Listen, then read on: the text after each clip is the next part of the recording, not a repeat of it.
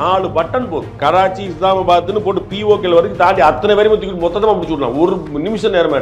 பாகிஸ்தான் வந்து கள் குடித்த ஒரு குரங்கு போல இருக்கு. போர் ஆரம்பிக்கிறது ஈஸி, முடிக்கிறது கஷ்டம். நீட் தேர்வு இல்லாத மருத்துவத்துறை சார்ந்த படிப்புகளுக்கு Vinayaka mission school of allied health sciences, Salem, Chennai, Pondicherry. MCR Pure Cotton Club, formals and casual shirts. பாரம்பரியமான சுவையான புது அறிமுகம் KTV True Value Bronadile. போர் ஆரம்பிக்கிறது ஈஸி, முடிக்கிறது கஷ்டம். நம்மகிட்ட உயிரிழப்பு நடந்துருச்சு, இதுக்கு சரியான ரிவெஞ்ச் இருக்கணும். அது கூடுதலான உயிரிழப்பு நடந்துடக்கூடாது.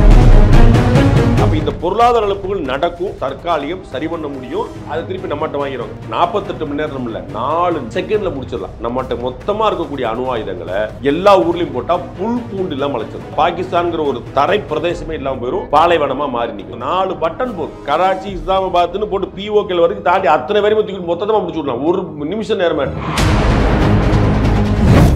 அவங்க ராணுவ மூத்த அதிகாரிகள் கூட கரெக்டா சொல்லிருக்காங்க. ஒசாமா பின் லாடன் எங்க இருந்தாரு, அமெரிக்கா எங்க வந்து அடிச்சது, பாகிஸ்தானுக்குள்ள தானே. தாவூத் இப்ராஹிம் எங்க இருக்கிறாரு, ஹபீஸ் சயீத் எங்க இருக்கிறாரு. அது ஒரு பயங்கரவாதத்துடைய கூடாரமாக கருப்பையாக அங்கதான் இருக்கு, பாகிஸ்தான் தான் இருக்கு. பாகிஸ்தான் வந்து கள் குடித்த ஒரு குரங்கு போல இருக்கு. அவங்கள்ட்ட பாலிடிக்ஸே கிடையாது. அணுகுண்டு வச்சிருக்கிறோம், அணு ஆயுதம் வச்சிருக்கோம், இதெல்லாம் நாங்க வந்து டிஸ்பிளே மெட்டீரியல் கிடையாதுன்னு சொன்னது அந்த ஊர் மக்களை உசுப்பேற்று. முதல்ல ஒண்ணு இந்த பயங்கரவாத தாக்குதலில் ஈடுபட்டவங்க, பின்னா அடுத்து அவங்களுக்கு துணை நின்றவங்க, 3 அவங்களுக்கு ஊக்குவிச்சுட்டே இருக்கக்கூடிய பாகிஸ்தான் நாடு. நோய் நாடி நோய் முதல் நாடி அது தணிக்கும் வாய் நாடி வாய்ப்பை செயல்னா வள்ளுவன். ஒரு பஞ்சாயத்துனா அதுக்கு வந்து என்ன காரணம்னு யோசிச்சு பின்னாடி பிடிச்சா அது சரியாக உண்டு. அப்போ நீங்க வந்து அம்பிருக்க வில்லை நோவதேன் அப்படிங்கிற கணக்கில் நீங்க வந்து செஞ்சுட்டு இருக்க பூரா பாகிஸ்தான். அப்போ பாகிஸ்தான் தான் இதுல இருக்குது அப்படின்னு சொல்லி நேராக நீங்க வாருக்கு போனீங்கன்னா சர்வதேச சமுதாயம் ப்ரூஃப் கேட்கும். சரிங்களா? சர்வதேச சமுதாயம் ப்ரூஃப். இதே ஐநாலேருந்து ஏற்கனவே சைனா அவங்க வந்து இருக்காங்க, அப்புறம் அவங்களுடைய கைப்பாவையா இருக்கு ஐநா, அவங்க வந்து வேற கேட்பாங்க, அதனால ஓடிட்டு இருக்கு. அப்ப அதுக்கு வந்து ரெடி பண்ற வரைக்கும் ஒரு டைம் வேணும். அதுவும் பண்ணிடுவோம். ஏன்னா இதெல்லாம் வந்து ஒரு உள்ளங்கை நெல்லிக்கனி மாதிரி, இதெல்லாம் வந்து பெரிய வித்த கிடையாது. இவங்கெல்லாம் யாரு, எங்கேருந்து வந்தாங்க, என்ன பண்ணாங்கன்னு எய்தர் பாகிஸ்தானியா இருப்பாங்க, அல்லது பாகிஸ்தானில் ட்ரெயின்டா இருப்பாங்க, அல்லது பிஓகே சேர்ந்து வரப்பாங்க. இவ்வளவுதான், வேற ஒன்றும் இங்கே யாரும் வந்து மதுரையிலேருந்து யாரும் கிளம்பி அங்கே போய் ஒன்று பண்ணிட்டு இருக்கல. சரிங்களா? வந்து யாரு இங்கேருந்து ஒன்று, அது இவங்களால தான் உருவானதுங்கிறதுல உலக நாடுகளுக்கே குழப்பம் இல்லை. இப்ப எல்லாருமே இன்னைக்கு வரைக்கும் நம்ம அந்த வார் தொடர்ந்து நீங்க ஏன் போர் வரலன்னு கவலைப்படுறீங்க? அதற்கு முன்னாடி சந்தர்ப்பத்தை பாருங்க. இப்போ வரைக்கும் போர் கூட கேட்கல சார், ஒரு சர்ஜிக்கல் ஸ்ட்ரைக் மாதிரி நீங்க வந்து தாக்குதல் அப்படிங்கிற வார்த்தையும் அட்டாக்ங்கிற வார்த்தையும் பயன்படுத்துறீங்க. அதனால தான் நான் சொல்ல வரேன், சர்ஜிக்கல் ஸ்ட்ரைக்கு வரேன். நான் அதுக்கு முன்னாடி உள்ள கதையை நீங்க புரிஞ்சுட்டீங்கன்னு வரும். இப்ப நம்ம வந்து பாகிஸ்தான் மேல கடுமையான நடவடிக்கை எடுத்து வரோம். இன்னைக்கு அவங்கள்ட்ட இருந்து தபால்கள் வர்றது பொருள் நிப்பாட்டும், இறக்குமதி நிப்பாட்டுறோம். அவங்களுடைய கப்பல் வரக்கூடாது, நம்ம கப்பல் அங்கே போகாது. முதல்ல பொருளாதார ரீதியாக, நான் நோய் நாடி நோம்புதல் சொன்னேன், பொருளாதார ரீதியாக அவங்கள லாக் பண்ணும். அவங்களுக்கு வந்து நிறைய நம்மளால எல்லா பலன்களையும் அனுபவிச்சுட்டு, அம்பேத்கர் கவலைப்பட்ட மாதிரி ஜம்மு காஷ்மீர் பற்றி ஏன்பா ஏன் சப்போர்ட் பூரா உனக்கு நீ எனக்கு இது பண்ண மாட்டேன்னு கேட்டார். அப்படி தான் காஷ்மீர் நம்ம கூட ரீட்டைன் ஆச்சு. அதுபோல இவர்களை முதல்ல பொருளாதார காலி பண்ணால் ஆட்டோமேட்டிக்காக சரியாவாங்க அப்படின்னு ஒன்று. அதற்குள்ளே இந்த புருவுக்குள்ள பூரா நம்ம எடுத்து வச்சிட்டோம்னா ஆட்டோமேட்டிக்காக பண்ணி. இன்னைக்கு வரைக்கும் நம்ம பாகிஸ்தான் கூட இவ்வளவு சண்டை பிடிச்சி, நம்ம பாகிஸ்தான் கூட நேரடியாக போய் சண்டையை மல்லு கட்டி சிந்து நதி ஒப்பந்தத்தை ரத்து பண்ணி அவர்கள் பாகிஸ்தான் கூட வெளியேறி இவ்வளோ நடவடிக்கை எடுத்த போதும் உலகத்தின் எந்த நாடும் ஏன்பா இப்படி செய்யறேன்னு கேட்கல. உங்களுக்கு புரியுங்களா? இப்போ யாரும் ப்ரூஃப் கேட்கல. ஏன்னா இது நம்முடைய இறையாண்மைக்கு உட்பட்டது. புரியுங்களா? ஏன் நாட்டுக்குள்ள யாரும் வரக்கூடாது, ஏன் நாட்டிலிருந்து ஓட்ட போக மாட்டேன். உங்களுக்கு நீ உங்களுக்கும் பக்கத்து வீட்டுக்கு தகராறு, நான் அந்த வீட்டுக்கு போக மாட்டேன், நீங்க முடிவெடுக்க முடியல. யார் போலீஸோ யாருமே வந்து கேட்க முடியல. அந்த வீட்டில் என்கிட்ட வராதீங்கப்பான்னு சொல்ல முடியல. இதுலயும் குழப்பம் கிடையாது. இப்ப யாராலையும் ஆட்சேபிக்க முடியாத நடவடிக்கைலாம் எடுத்துட்டே வருது. நாளைக்கு போர்னு வந்தா உக்ரைனுக்கும் ரஷ்யாவுக்கும் போர். அந்த போரினால் ஆதாயம் அடைந்த ஒரே நாடு இந்தியா. ரஷ்யா கூட கிடையாது, உக்ரைன் கூட கிடையாது, இந்தியா. ஆனாலும் இந்தியா என்ன சொல்லுச்சு, இது போருக்கான காலம் அல்லன்னு. உங்களுக்கு புரியுங்களா? அப்ப நாளைக்கு நம்ம போருக்கு போனோம்னா இன்னும் 4 பேர் சொல்லுவாங்கல்ல, இப்போ எங்களுக்கெல்லாம் சொன்னேன் உனக்கு என்னாச்சு ரஷ்யா கேட்காதா, உக்ரைன் வந்து உங்களுக்கு வேண்டாம்னு சொல்லாது, இஸ்ரேல் யார் யார் என்ன நிலைப்பாடு எங்கே போவாங்கன்னு தெரியாது. அப்போ நமக்கு சொல்லுவாங்க. அப்போ போருக்கு முன்னாடி ஆயத்தம் ரொம்ப முக்கியம்.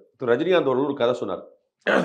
1 மணி நேரம் மொத்தம் டியூரேஷன், அதில் 45 நிமிஷம் நீ தயார் பண்ணிட்டு அடுத்த 10 நிமிஷம் அடிச்சேன்னா வலுவா நிற்கும். நம்ம முதலே போய் நீங்கள் வந்து லாங் ரன்லாம் நீ பார்த்தீங்கன்னா முதல்ல ஸ்லோவாக ஓட்டு, அப்புறம் தான் சொல்கிறாங்க 100 மீட்டர் ஓட்டப்பந்தயம் வேறு, 1000 மீட்டர் 2000 மீட்டர் ஓட்டப்பந்தயம். அந்த 2000 மீட்டர் பதிலாக மெதுவாக போங்கன்னு வேகமாக போகிறோம்னா டயர்ட் ஆயிரும். மெதுவாக ஆரம்பிச்சோன்னா ஃபுல் எனர்ஜி நிற்கும், அவ்வளோதான். அப்போ நாம் அவர்களை தாக்குதலுக்கு உட்படுத்துறதுக்கு முன்னாடி சப்ளை பூரா நிப்பாட்டணும். பணம் கிடைக்கிறது, நிம்மதி, ஆள், போக்குவரத்து, அந்த ஃப்ரஸ்ட்ரேஷன் அங்கே வரணும். அங்கே ஏற்கனவே விரக்தி அதிகமாக இருந்தால் அவர்கள்ட்ட தைரியம், துணிச்சல், காசு, பணம், வீரம் இதெல்லாம் இருக்காது. திரு பசும்பொன் முத்துராமலிங்க தேவர் சொல்றார், ஒரு வீரமில்லா விவேகம் பிரயோஜனப்படாது, விவேகமில்லா வீரம் மூர்க்கத்தனம். புரியுங்களா? அப்ப வீரம் விவேகம் ரெண்டும் சேர்ந்து இருக்கணும்ன்ற. உங்களுக்கு புரியுங்களா? அப்ப இந்த இடத்துல நமக்கு வீரம் இருக்குது, அதை விவேகமா வெளிப்படுத்தணும். அதுதான் முக்கியம். நம்ம வந்து வீரம் இருக்குன்னு படக்கு நாளைக்கு போயிட்டோம்னா நம்ம 10 அடி அடிக்கணும்னு வச்சுக்கோங்க. பாகிஸ்தான் 2 அடி அடிக்காதா நம்மள? அது அடிக்கும்ல. அப்ப அந்த 2 அடி அடிக்க விடாம தடுக்கிறதோ அல்லது அந்த 2 அடியில டேமேஜ் கம்மி பண்ணும், அதுதான் நம்ம முயற்சி. நம்ம கிட்ட 10 அடி அடிக்கிற பலம் இருக்குங்கிறது எல்லாருக்கும் தெரியும். அவங்க 2 அடியாவது அடிப்பாங்கன்னு எல்லாம் தெரியும். அப்ப நம்ம என்ன வாட் ஃபார் வெயிட்டிங்? 10 தானே பெருசு, 2 கம்மி தானே. ஆனா என்ன நம்ம செஞ்சிருக்கோம்? அவர்கள் 2 அடி அடிச்சா கூட நமக்கு வலிக்க கூடாது, அல்லது 2 அடி அடிக்கக்கூடாது. உங்களுக்கு புரியுதா? 10:2 இருக்கிறத 10:0 ஆக்கணும், இல்லாட்டி அந்த 2 பண்ண முடியும். அப்ப அதனால தான் பொருளாதார ரீதியாக அவங்கள சிந்து நதி நீர் ஒப்பந்தம் ரத்து, அவங்களுடைய அடிவயத்தில் அடிக்கிறது. உங்களுக்கு சொல்ல புரியுங்களா? இங்க இருக்கிறவங்க உலக நாடுகள் உள்ள எல்லாருக்கும் தெரியும், எஸ்பெஷலி பாகிஸ்தானோட அத்தனை மக்களும் தெரியும், மருத்துவ சிகிச்சைக்கு அவங்க வந்து முதல்ல வரக்கூடிய இடம் இந்தியாவா இருக்கு. உலக நாட்டில் எந்த நாட்டுக்கு போனாலும் 100 ரூபா நடக்குது, நம்ம ஊர்ல 30 ரூபா நடக்குது. புரியுங்களா? பிரைவேட் ஹாஸ்பிட்டல்ஸ்லேயே நம்ம கவர்மெண்ட்லாம் கேட்கணும், பிரைவேட் அவ்வளோ நடக்குது. அப்போ இவங்க முதல்ல வர நீங்கள் இங்கே வெளியே போகணும், அவங்களுக்கு அந்த நாட்டு மக்கள் மீது கோவம், அந்த நாட்டு அரசாங்கத்து மீது கோவம். புரியுங்களா? இப்போ உங்களுக்கு கப்பல் போக்குவரத்து கிடையாது, ஓ நாட்டு கொடி போட்ட கப்பலை விடாது, உன் வீட்டிலேருந்து பார்சல் வரக்கூடாது, நான் அங்கே வரமாட்டேன். இறக்குமதி கிடையாது, அவர்களுக்கு 100 பொருள் இறக்குமதி அங்கேருந்து ஏற்றுமதி பண்ணுறாங்க, நமக்கு ஓன்றது நான் ஒன்றுமே வாங்க மாட்டேன். எனக்கு வாங்குறதுக்கு 100 நாடு இருக்கு, உனக்கு வாங்குறதுக்கு யார் இருக்கா? உங்களை நான் வாங்குறது நீ ஓன்ட்ட யார் வாங்குவா? அப்ப இது மாதிரி லாக் பண்ணிட்டே வைக்கும்போது இப்ப பாருங்க, இன்னைக்கு வரைக்கும் நம்ம செஞ்சதில்ல யாருமே நம்மளை கேள்வி கேட்கல. ஆனா நீங்க ஒரு ஆயுதத்தை தூக்கி அங்க உள்ள போட்டீங்கன்னா 10 பேர் இந்த பக்கம் வந்துடுவான், 100 பேர் நம்ம பக்கம் வந்துடுவோம். அப்ப அதை தவிர்ப்பதற்காகவும் அதற்கு முன்னாடி உள்ள தயாரிப்புகளுக்காக அந்த விஷயம். நம்ம வந்து ராணுவ தளபதி கூட பேசினாரு, முப்படை தளபதி கூட பேசினாரு, அமித்ஷாவோட பேசினாரு, பாதுகாப்பு துறை அமைச்சரோட ராஜ்நாத் சிங் கூட பேசினாரு, கேபினட் கமிட்டி கூட்டமே 2 நடந்துச்சு. அது எல்லாமே தயாரிப்புகள். நாம எதையுமே சினிமா மாதிரி ஒரு பாட்டில் பணக்காரனானா, 2 ஒரு ஓட்டில் முதலமைச்சரானா, அந்த கதையெல்லாம் அரசாங்கத்தில் கிடையாது. அதுபோக கட்சி நடத்துறது வேற, ஆட்சி நடத்துறது வேற. ஒரு கட்சியா நீங்கள் வந்து எனக்கு வந்து அப்படி இப்படின்னு நீ சொல்லிக்கலாம். ஆனா ஒரு ஆட்சியா நீங்க 150 விஷயத்தை யோசிக்க வேண்டும். இன்னைக்கு அதிமுகவுடைய மாவட்ட செயலாளர் கூட்டம் வரைக்கும் ஒரு தீர்மானம் போட்டிருக்காங்க. என்ன? மத்திய அரசு பேல் காம்படிஷன்ல என்ன எடுத்தாலும் நாங்கள் துணை நிற்போம். மாயாவதி சொல்லியிருக்காங்க, ஏடிஎம்கே அலைன்ஸ்ல இருக்கு, எங்க இருக்காங்க தெரியாது. மாயாவதி காங்கிரஸ் சொல்லியிருக்கு. ஸோ எதிர்கட்சி கூட்டணி கட்சி எங்க இருக்கான்னு தெரியாது, எல்லா கட்சியுமே ஆதரவு தெரிஞ்சிருக்காங்க. ஆனால் நாளைக்கு ஒன்று தப்பா போச்சுன்னா இவங்க அத்தனை அப்படியே ரிவர்ஸ் அடிப்பாங்க. புரியுங்களா? அப்ப சொந்த கட்சி, கூட்டணி கட்சி, எதிர்கட்சி, ஒட்டுமொத்த இந்திய மக்கள், பாகிஸ்தான், சர்வதேச சமுதாயம், இதுல எல்லாம் கணக்கு பண்ணி தன் வழி எறிந்து மாற்றான் வழி எறிந்து இது எல்லாத்தையும் கனெக்ட் பண்ணி செய்யணும். நம்ம எடுத்தங்கவுத்தன் போடுறதுக்கான பைத்தியக்காரத்தனம் நம்மகிட்ட கிடையாது. Correct sir. பட் இப்போ இந்த தாக்குதல் நடந்து 22ஆம் தேதி நடந்தது, இத்தனை நாட்கள் ஆயிடுச்சு. பிரதமர் சொன்னது உண்மைதான், இந்திய மக்களுடைய ரத்தம் கொதிச்சிருக்கு. அப்படிங்கும்போது இத்தனை நாளும் ஆயத்த பணி தான் நடந்திருக்கா அப்படின்றது தான் நிறைய பேர் இன்னமும் நடக்கும். நீங்க சொல்லுங்க, 22ஆம் தேதிக்கும் 3ஆம் தேதிக்கு எத்தனை நாள் சொல்லுங்க. நீங்க இத்தனை நாள் சொல்லிட்டீங்கன்னா 1500 நாளா? இல்ல சார், சொல்லுங்க எத்தனை நாள் சொல்லுங்க. பேசின நீங்க சொல்லுங்க. நம்ம பேசிக்கிட்டு தருணத்துல 11ஆவது நாள், சரிங்களா? 2 வாரம் கூட கிடையாது, 1 மாசம் கூட கிடையாது. நான் உங்களுக்கு ஏற்கனவே சொன்ன மாதிரி நம்ம 10 ராக்கெட் அடிக்கிறோம், அவன் 2 ராக்கெட் அடிக்க மாட்டானா? 2 ராக்கெட் அடிச்சா என் ஊர்ல 4 பேர் சாக மாட்டானா? புரியுங்களா? அது நடக்காம இருக்கணும்ல. அப்ப நீங்க என்ன சொல்வீங்க? 26 பேர் அங்க செத்து போனாங்க, இவர் சண்டை போட்டா நம்ம ஊர்ல 200 பேர் செத்து போயிட்டாங்க. புரியுதுங்களா? புரியலையா சார்? அவங்க ஊர்ல 2000 பேர் இறந்துருவாங்க சார், நம்ம ஊர்ல 200 இறக்க மாட்டானா? அப்ப 200 லாஸ் தானே. அப்ப அந்த 200 லாஸ் ஆகாம இருக்கிறதோ, அந்த 200 செய்யறதுக்கான ஏற்பாடு இல்லாம இருக்கிறதோ, அந்த 200 20 ஆக்குறதுக்கான முயற்சி நடந்துகிட்டு இருக்கு. நீங்க ப்ரிப்பரேஷன் 11 நாள் தயாரிப்பா, போர் தாக்குதல், இது போருங்கிறது. அதுபோக இன்னொரு விஷயம் பாத்துக்கங்க, நீங்க நினைக்கிற மாதிரி இன்னைக்கான போருங்கிறது வந்து கையில கம்பு, அருவாள், வேல், சீட்டு வச்சுட்டு போய் பீரங்கி கொண்டு துப்பாக்கி கொண்டு இப்படி வச்சு போற நடக்கிற மகாபாரத ராமாயண போர்கள் இன்னைக்கு இல்ல. ரஷ்யா உக்ரைன் போர் எத்தனை நாள் நடந்துட்டு தெரியுமா? 3 வருஷமா. இஸ்ரேல் பாலஸ்தீன் போர் எத்தனை? 2 வருஷமா. அப்படின்னு என்ன அர்த்தம்? போர் ஆரம்பிக்கிறது ஈஸி, முடிக்கிறது கஷ்டம். இப்ப ரஷ்யா சண்டை போட்டு உக்ரைனை முடிச்சிருக்கலாம்ல. சரி, பாலஸ்தீன் காசா வந்து சின்ன பகுதி தானே, ஒட்டுமொத்த பாலஸ்தீன் காசா ஸ்ட்ரிப் தானே. இஸ்ரேல் தான் பயங்கரமான ஆளாச்சு, இஸ்ரேல் காசா முடிச்சிருக்கலாம் தானே. அப்ப ஏன் இஸ்ரேலால அந்த போரை முடிக்க முடியல? ஆரம்பிச்சது யாரு? இஸ்ரேல். சரிங்களா? போர், அதாவது இவங்களுடைய பயங்கரவாத நடவடிக்கை, அதனுடைய எதிர்விளைவாக இஸ்ரேலால ஏன் போரை முடிக்க முடியல? சரி, ரஷ்யா போர் ஆரம்பிச்சது, ஏன் ரஷ்யாவால போர் முடியும்? ரஷ்யா பெரிய நாடா, உக்ரைன் பெரிய நாடா? ரஷ்யா தான். ஏன் முடிக்க முடியல? யார் பலமா இருக்கா? இஸ்ரேலா பாலஸ்தீனா? பாலஸ்தீன் கிடையாது, பாலஸ்தீனா காசா ஸ்ட்ரிப்ல யார் பலமா இருக்கா? இஸ்ரேல் தான் பலமா இருக்கு. ஏன் முடிக்க முடியல? புரியுதா? அப்ப நான் பலமா இருக்கேன், பாகிஸ்தான் பலவீனமா இருக்கு, அப்ப நான் ஆரம்பிச்சிடும். யார் முடிப்பா? அதாவது நீங்க நினைக்கிற மாதிரி சண்டை ஒண்ணு படக்குன்னு ஒரு என்ன சார் ஒரு குஸ்தி கூட காணும், ஒரு சண்டை கூட காணும், ஒரு அறை கூட அறையல. அப்படி கிடையாது. இது உணர்ச்சி வசப்படக்கூடிய விஷயம் அல்ல. விவேகத்துடன் கூடிய வீரம் அது முக்கியம். எல்லா விதத்திலையும் நம்ம வந்து ஒரு தயார் நிலையில் இருக்கோம். எந்த விதத்திலையும் பாதிப்பு வரக்கூடாதுன்றதுல ஒரு முன்னெச்சரிக்கையோட இதான் வரக்கூடாது அல்லது குறைக்கணும். குறைக்கணும் அப்படின்னு. அப்போ இன்னைக்கு இந்த வான்வெளி பரப்புல வந்து அவங்களும் தடை செஞ்சிருக்காங்க அப்படின்னா ஒரு கால்குலேஷன் சொல்றாங்க. ஏர் இந்தியாவுக்கு மட்டும் இது தொடர்ந்தது அப்படின்னா ஒரு வருஷத்துக்கு 5000 கோடி இழப்பு வரும்னு. அப்ப அதுவுமே இழப்பு தான். ஆமா, உயிரிழப்பை விட பொருளாதார இழப்பு பரவாயில்லைங்கிறத எப்பயுமே யாரோ ஒருத்தர்கிட்ட போய் உனக்கு 10,000 ரூபாய் காசு வேணுமா உயிர் வேணுமான்னு கேளுங்க, அவங்க வந்து 10,000 ரூபாய் காசு வேணும்னு சொல்ல மாட்டாங்க. சரி 10 லட்ச ரூபா வேணுமா உயிர் வேணுமா கேளுங்க, அப்பயும் உயிர். 10 கோடி ரூபாய் வேணுமா செத்து போறியான்னு கேளுங்க, அப்பயும் உயிர் வேணுமாங்க. புரியுங்களா? அப்ப இயல்பான விஷயம் பொருளாதாரத்தோட உயிர் முக்கியங்கிறது. நாம பேசுற பூரா நமக்கு வந்து ஜம்மு காஷ்மீர்ல நிறைய ஒரு ஆளுக்கு 93,000 ரூபாய்க்கு மேல வந்து செலவழிச்சிருக்கோம். ஒரு ஆளுக்கு நாள்தோறும் கண்ணாபின்னாடு. இது வந்து ஆனா நம்ம எவ்வளவு உயிரிழப்போம் ஏன் பேசுறது? 26 பேர் உயிர் ஏன் பிரச்சனையா இருக்குது? நம்ம பல ஆயிரம் கோடி செலவழிச்சிருக்கோம் ஜம்மு காஷ்மீர். பொருளாதார பிரச்சனை அல்ல. we can handle it. இன்னைக்கு செலவழிச்சா நாளைக்கு எடுத்துக்கலாம். சரிங்களா? அது போக ஏர் இந்தியா வந்து மற்றவங்கள்ட்ட தான் காசு வாங்குவோம். நாளைக்கு ஃப்ளைட் ஏற்றிடுவாங்க. ஃப்ளைட் ரேட் ஏற்றுவாங்க, ஏற்றாம போயிடுவாங்களா?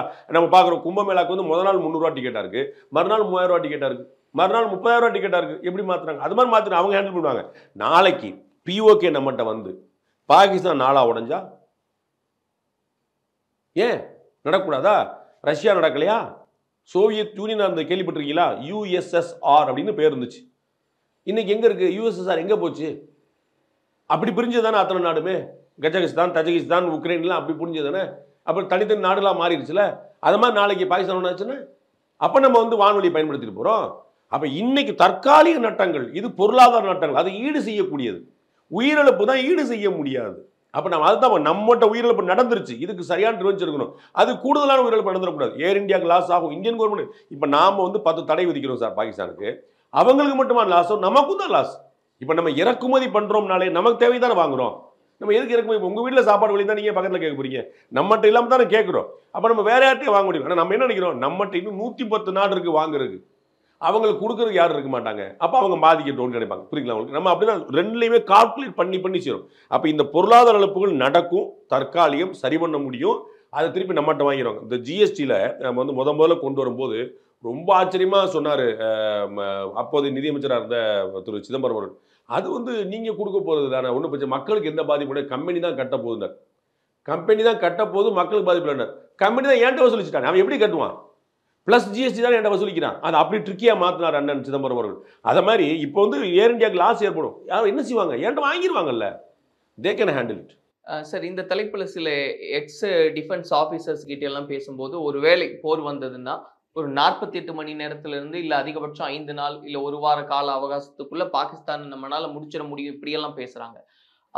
ஆனா நம்ம இந்த பார்வையும் நீங்க சொன்னதே தான் சார். இப்போ உக்ரைனுக்கும் ரஷ்யாவுக்கும் ஒரு போர் இவ்வளவு காலமா தொடருது அப்படிங்கும்போது இந்த மாதிரியான ஸ்டேட்மெண்ட் நம்ம ஒரு ஓவர் கான்பிடென்ட்டா இருக்கும் அப்படின்றத பொருளா? நீங்க ரங்கராஜ் பாண்டே என்ன சொல்றாருங்கிறத வச்சு நரேந்திர மோடி முடிவெடுப்பாருன்னு முடிவெடுக்க கூடாது. அதே மாதிரி ஓய்வு பெற்ற ராணுவ அதிகாரி அது யாராக இருந்தாலும் அவர்கள் சொல்வது தான் இன்னைக்கு இருக்கக்கூடிய ராணுவ தளபதி முடிவெடுப்பார், இல்லாட்டி தலைமை தளபதி முடிவெடுப்பாங்களா நீங்கள் வந்து சொல்ல முடியாது. அவர்களுக்கான ஸ்ட்ராட்டஜி வேற, அவர்களுக்கான இன்ஸ்ட்ரக்ஷன்ஸ் வேற. சரிங்களா?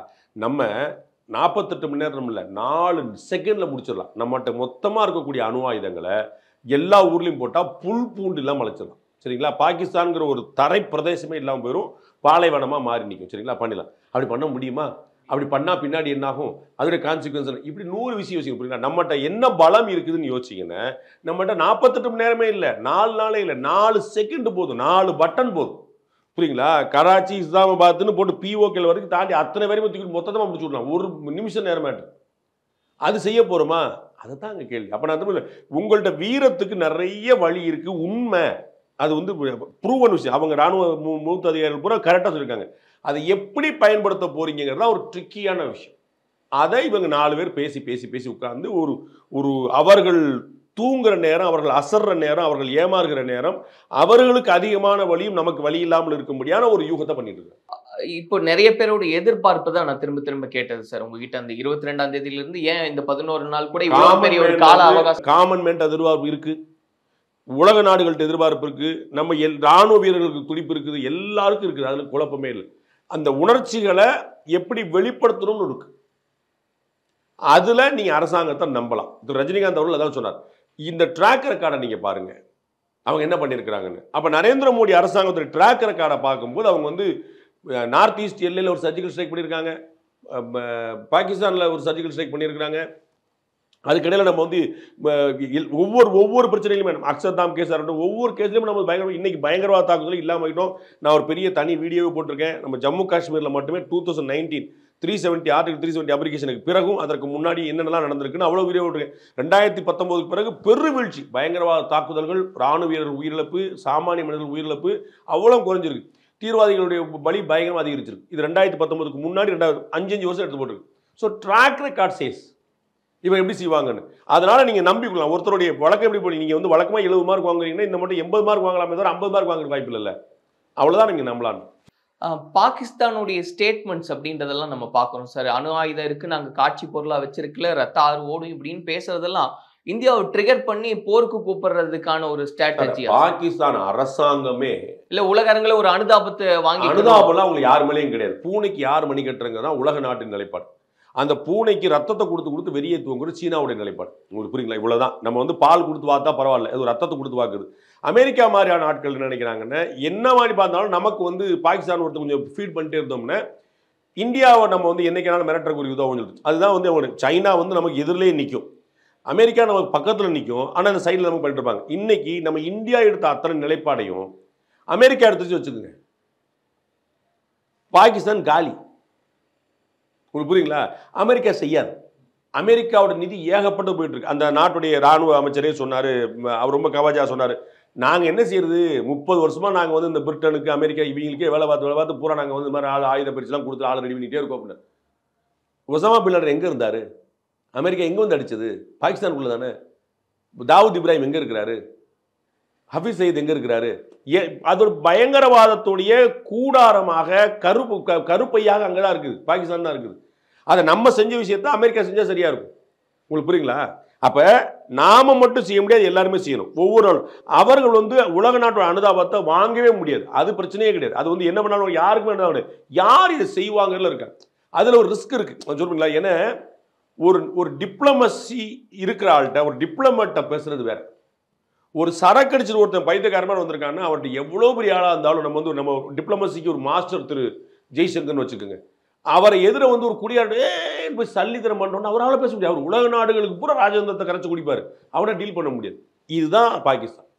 பாகிஸ்தான் வந்து ஒரு கல் குடித்த ஒரு குரங்கு போல இருக்கு. அவர்கள் வெறி பிடித்து இருக்கிறார். அவங்களுடைய ஒரே அரசியல் என்னவா இருக்குதுன்னா இந்திய எதிர்ப்பு தான். அதற்கு காஷ்மீர் ஒரு துருப்பு. அப்போ அதை வச்சுக்கிட்டு அவங்க வந்து இந்தியா அவங்கள்ட்ட பாலிடிக்ஸே கிடையாது. அவங்கள்ட்ட வந்து குரோத் பாலிடிக்ஸ் என்னைக்கா பேசியிருக்காங்களா? அதே இதில் வந்து இம்ரான் கான்லேருந்து நவாஸ் ஷெரீஃப்ல 100 பேர் சொல்லியிருக்காங்க. நம்ம வந்து இப்போ ரொம்ப 3 மாதத்துக்குள்ளே நான் பார்த்தேன், அவன் வந்து நிலாவில் வந்து பள்ளம் இருக்கான்னு பார்த்துட்டு இருக்கிறான், நம்ம ரோடே வந்து நிலாவில் இருக்கிற பள்ளம் மாதிரி இருக்குது அப்படின்னு அவங்க சொல்லியிருக்காங்க. அப்போ வந்து இந்தியா வந்து எங்கேயோ போய் நிற்குது.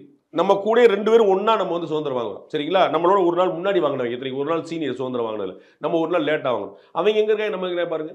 அவங்களுக்கு வேறு பாலிட்டிக்ஸே கிடையாது. அவங்க வந்து அதனால நாங்கள் வந்து அணுகுண்டு வச்சிருக்கிறோம், அணு ஆயுதம் வச்சிருக்கோம், இதெல்லாம் நாங்கள் வந்து டிஸ்பிளே மெட்டீரியல் கிடையாதுன்னு சொன்னது அந்த ஊர் மக்களை உசுப்பேற்றுறது.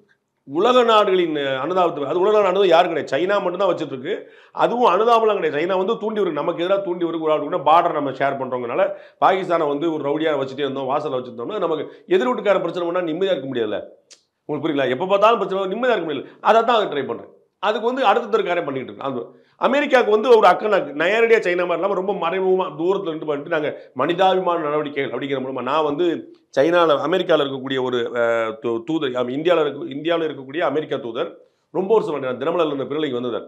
அப்போ நான் கேட்கவே செஞ்சேன், நீங்கள் வந்து மனிதாபிமான அடிப்படையில் பணம் கொடுக்குறேன்னு சொல்கிறீங்க, அது மனிதாபிமானம் தான் பயன்படுதாங்கிறத நீங்கள் கனெக்ட் பண்ணியிருக்கீங்களா, நீங்கள் கவலை பண்ணியிருக்கீங்களா, நீங்கள் வந்து ஃபாலோ பண்ணியிருக்கீங்களான்னு கேட்டபோது அப்புறம் அவங்க தனியாக கூப்பிட்டு யார் என்னெல்லாம் கேட்டாங்க என்ன.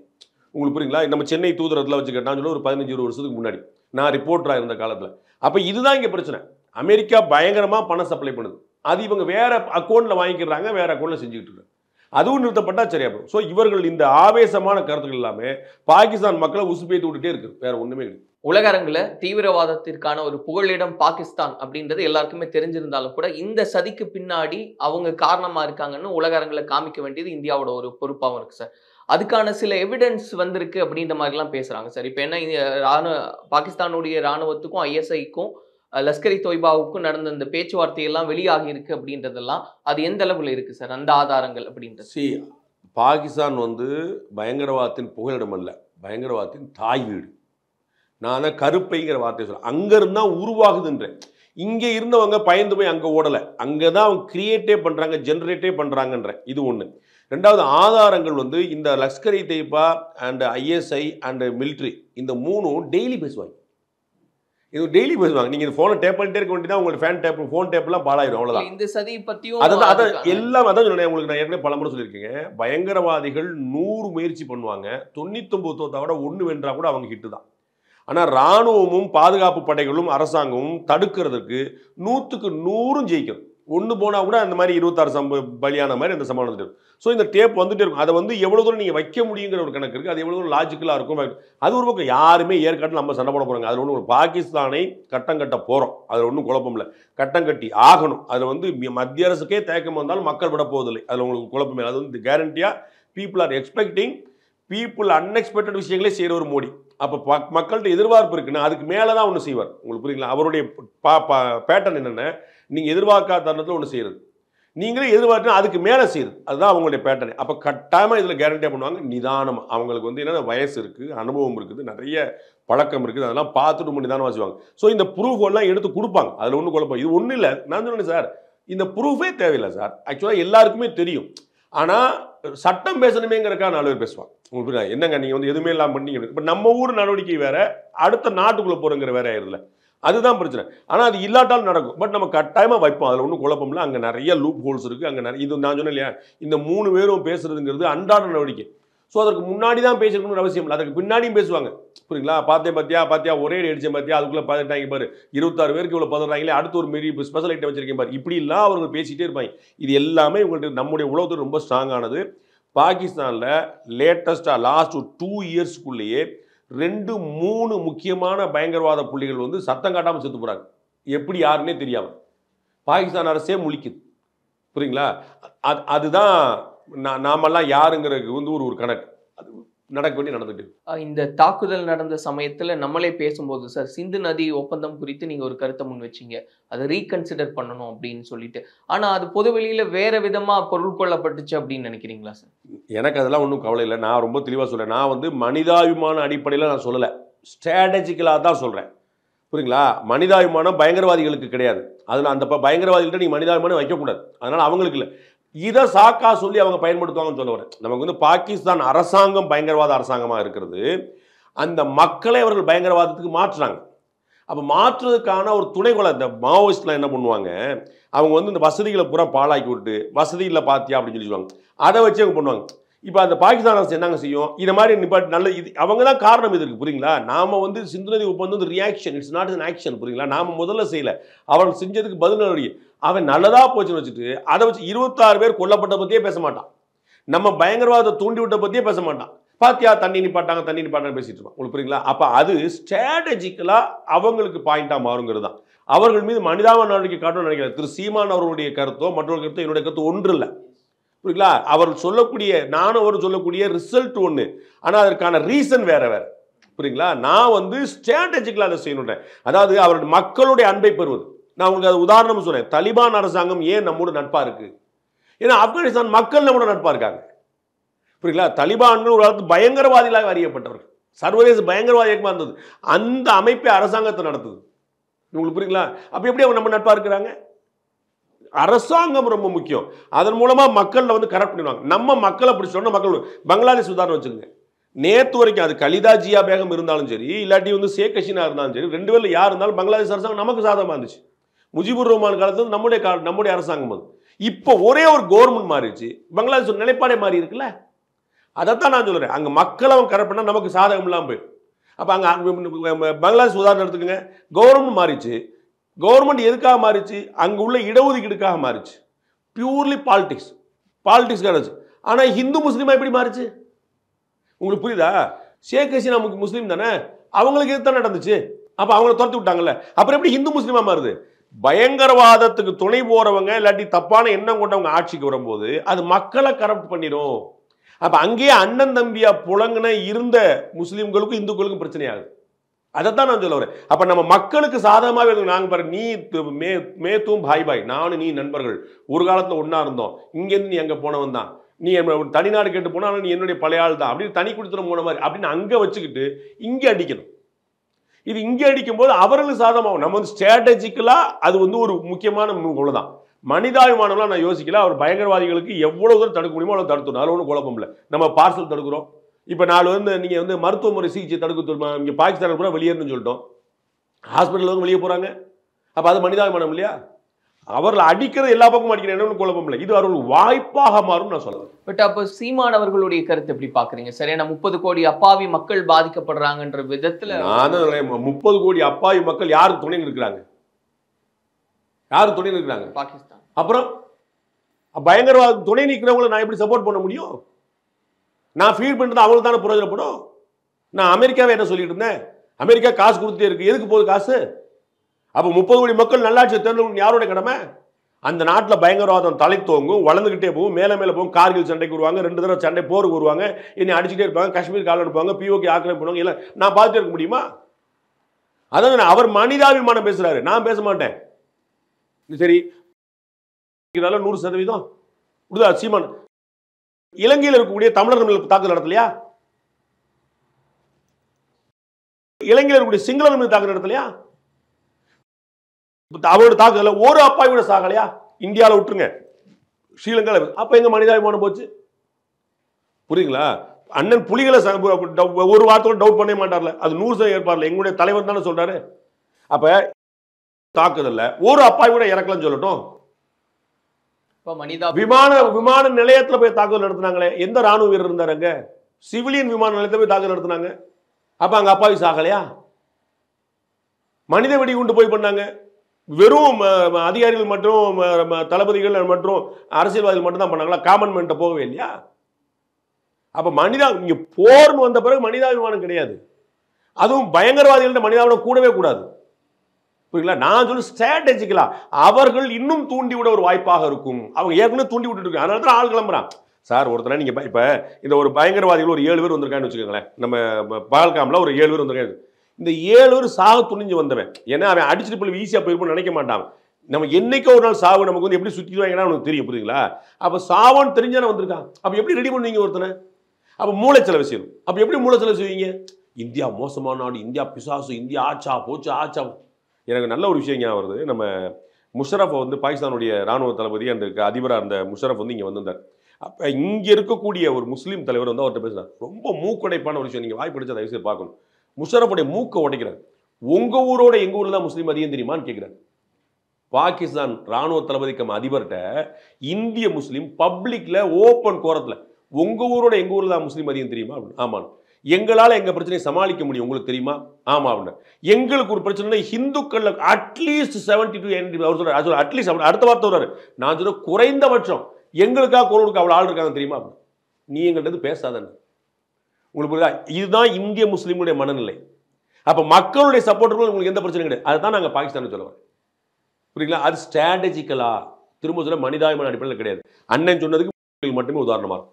இந்தியா நம்மளை தாக்கும் அப்படின்னு பாகிஸ்தான் மணிக்கணக்கையெல்லாம் சொல்றாங்க. சார் இப்போ இன்னும் கூடுதலா போய் பாகிஸ்தான் ஆக்கிரமிப்பு காஷ்மீர்ல இந்த உணவுப் பொருட்களை எல்லாம் சேகரித்து வைங்க அப்படின்னு நிறைய ஸ்டேட்மெண்ட்ஸ் எல்லாம் கொடுக்குறாங்க. சார் இது எல்லாமே வந்து ஆயத்தம் ஆயிட்டாங்க அப்படின்னு புரிஞ்சுக்கலாமா? போருக்கு எல்லாருமே ஆயத்தம் ஆகணும். நம்ம செயலையும் பண்ணிட்டு இருக்கோம். இல்ல அவங்களும் ஆயத்தம் ஆயிட்டாங்க. அவங்களுக்கு தெரியுமில்ல சார். அதாவது தேன் கூட்டுல கை வச்சிட்டோம், இப்படி கொட்டாம விடும். அதுல ஒண்ணு கை வச்சுட்டாங்க.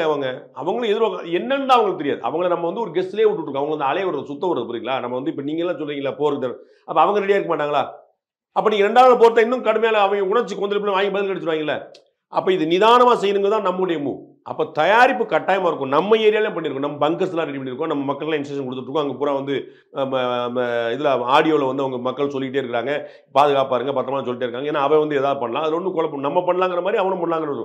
அப்ப முன் தயாரிப்பு வந்து 2 பக்கம் நடந்துட்டு. காஷ்மீர்ல பிறந்தவங்களை பாகிஸ்தானுக்கு நாடு கடத்தணும், அவங்க கிட்ட வந்து இந்தியாவினுடைய ஆதார் கார்டு இருக்கு, பாஸ்போர்ட் இருக்கு, அவங்கள சிலர நாடு கடத்துறதுக்கு இந்தியா முயற்சி செய்துன்றதுக்கு உச்சநீதிமன்றம் இடைக்கால தடை விதிச்சிருக்காங்கன்னு.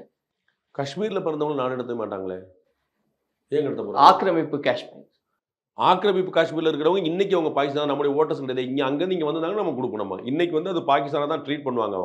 அவங்க அந்த ஊர் ஆதார் கார்டு தான் வச்சிருப்பாங்க, நம்ம ஊர் ஆதார் கார்டு அவங்க இருக்கு. இல்ல நம்ம பாஸ்போர்ட் வச்சிருக்கிறவங்க சிலரையே வந்து நாடு கடத்த முயற்சி செய்யறாங்க அப்படின்றதுக்கு உச்சநீதிமன்றம் அது வந்து இண்டிவிஜுவலா தான் பார்க்கணும், ஒட்டுமொத்தமா பார்க்க முடியாது. எனக்கு அது தெரியல. அது வந்து ஏன்னா நீங்க வந்து ஒட்டுமொத்தமா ஒருத்தர் பண்ண மாட்டோம். காஷ்மீர்ல பிறந்தவன் நம்ம ஆளு, புரியுங்களா? அவனுக்கு பத்தி இந்த கேள்வியே கிடையாது. ஆனா வெஸ்ட் பெங்கால்லையும் ஜம்மு காஷ்மீர்லயும் ஒரு ப்ராப்ளம் உண்டு. வெஸ்ட் பெங்கால்காரனையும் பங்களாதேஷ்காரனையும் பிரிக்க முடியாது. உங்களுக்கு புரியுங்களா? காஷ்மீர்காரனையும் பிஓகே காரனையும் பிரிக்க முடியாது. ரெண்டுமே சேர்ந்து காஷ்மீர் தான். உங்களுக்கு அதனால அங்கிருந்து இங்கே 4 பேர் நிறைய வந்துடும். அப்படிதான் நடக்குது. இங்கே பயங்கரவாதியா மட்டும்தான் வரணுங்களா, பொழைப்புக்காக வருவான், அங்கே வாழ முடியலன்னு வருவான். அப்போ அவர்கள் ஐடென்டிஃபை பண்ணி யாரும் தெரியணும் இல்லாம யார் எதுக்காக வந்துருக்காங்க. இப்போ பங்களாதேஷ்ல இருந்து இந்தியாவுக்குள்ள வந்திருக்கோம் பூரா பயங்கரவாதி கிடையாது. நல்லா புரிஞ்சுங்க. நம்ம டெய்லி 100 பேர் தமிழ்நாட்டில் அரெஸ்ட் ஆகிறாங்க, சரிங்களா? அவங்க அத்தனை பேரும் ஒரு பயங்கரவாதி அரெஸ்ட் ஆனார் திருப்பூர்ல ஒரு 2-3 வருஷம் நினைக்கிறேன். அவர் வந்து பயங்கரமான தேடப்படும் பயங்கரவாதி இங்கே அயன் பண்ணிட்டு இருந்தார் திருப்பூர்ல. அவர் பொண்டாட்டி காய்கறி கடை வச்சிருந்துச்சு, புரியுங்களா? வந்து பார்த்தா 7 வருஷமா தேடிட்டு கொஞ்சம் தூக்கி போனாங்க. ஸோ பயங்கரவாதி. ஆனால் வர்றவர் எல்லாருமே பயங்கரவாதிகள் அல்ல. அதே போல ஜம்மு காஷ்மீர் ஆக்குபைடு காஷ்மீர்ல இருந்து இங்க ஒரு இந்தியா பாகிஸ்தான் ஆக்குபைடு காஷ்மீர்ல இங்க வரக்கூடியவங்க அவங்க எல்லாருமே பயங்கரவாதி இல்லை. ஆனா அவங்க யார் என்னன்னு தெரியணும்ல, அது பண்ணிருப்பாங்க. எனக்கு தெரிஞ்சு இந்த கேஸ்ல நீங்க சொல்றது காஷ்மீர்காரங்களுக்கான எந்த வாய்ப்புமே இல்லை. பிஓகேங்கிறது கேஸ் பை கேஸா. என்ன பிஓகேல ஸ்ட்ராட்டஜிக்கலா அது இந்தியா நிலைப்பாடு, ஸ்ட்ராட்டஜிக்கலா நம்ம கவர்மெண்ட் இந்தியா நிலைப்பாடு. அப்ப அதுல என்ன மாதிரி நிலைப்பாடு இருப்பாங்க, யார் என்ன ஸ்க்ரூட்டனைஸ் பண்ணி அவங்க யாருன்னு பாக்குறதுக்கு ட்ரை பண்ணுவாங்களே தவிர அவங்க நாடு கடத்துவாங்கன்னு தெரியல. எனக்கு நீங்க சொன்ன கேஸ்ல என்ன ஆயிருக்கு நிறைவா இப்போ பிரதமர் நரேந்திர மோடி ஒரு போராளி அப்படின்னு ரஜினிகாந்த் அவர்கள் பேசியிருந்தது, அது குறித்து உங்களுடைய பார்வை? நான் ஏற்கனவே சொன்னேன். அதுதான் சொல்லி அவருடைய ஸ்ட்ராட்டஜி நான் வந்து சொன்னேன், அவருடைய ட்ராக் ரெக்கார்ட் நான் சொன்னேன். ரஜினிகாந்த் சொன்னது வந்து நரேந்திர மோடி போராளி அப்படின்னு. போராளின்னா அது வந்து துப்பாக்கி ஏந்தவர் தான் போராளிங்கிறது இல்லை. மகாத்மா காந்தி ஒரு பெரும் போராளி ஒத்துக்கணும்ல, அவர் என்னைக்கு துப்பாக்கி ஏந்தினாரு? ஸோ போராட்டம் என்பது ஆயுதமாகத்தான் இருக்கணும், ஆயுதமும் கூட. நான் அது மாதிரி உடனே நம்ம வந்து சாத்தியமாக போராட போகிறோம் பாகிஸ்தானுக்கு அந்த பிசினஸ்லாம் போல. அது எப்படி என்பது நாம தீர்மானிப்போம், நம்ம கவர்மெண்ட் தீர்மானிப்போம். மத்திய அரசு நமக்கு வேண்டுகோள் கொடுத்தது போல அவர்கள் என்ன செய்யணும்னு சொல்ற இடத்துல நாம் இருக்கக்கூடாது. அவர்கள் என்ன செய்யறாங்கன்னு பார்ப்போம், துணை நிற்போம். அந்த இடத்துல நம்ம நிற்போம். ராணுவ வீரர்களுக்கும் மத்திய அரசுக்கும் இப்போது தேவைப்படுவது நம்முடைய ஆதரவும் துணை. அதை கொடுப்போம், மற்றெல்லாம் தன்னால் நடக்கும். அடுத்து என்ன நடக்க இருக்கும் அப்படின்னு பாக்குறீங்க? எனக்கு எந்த யுகமும் இல்லை, எனக்கு ஏதாவது தெரிஞ்சாலும் சொல்றதுக்கு இல்லை. பொறுத்திருந்து பேசுவோம். நன்றி. நீட் தேர்வு இல்லாத மருத்துவத்துறை சார்ந்த படிப்புகளுக்கு Vinayaka mission school of allied health science, Salem, Chennai, Pondicherry. MCR Pure Cotton Club, formals and casual shirts. பாரம்பரியமான சுவையான புது அறிமுகம் KTV True Value Bronadile.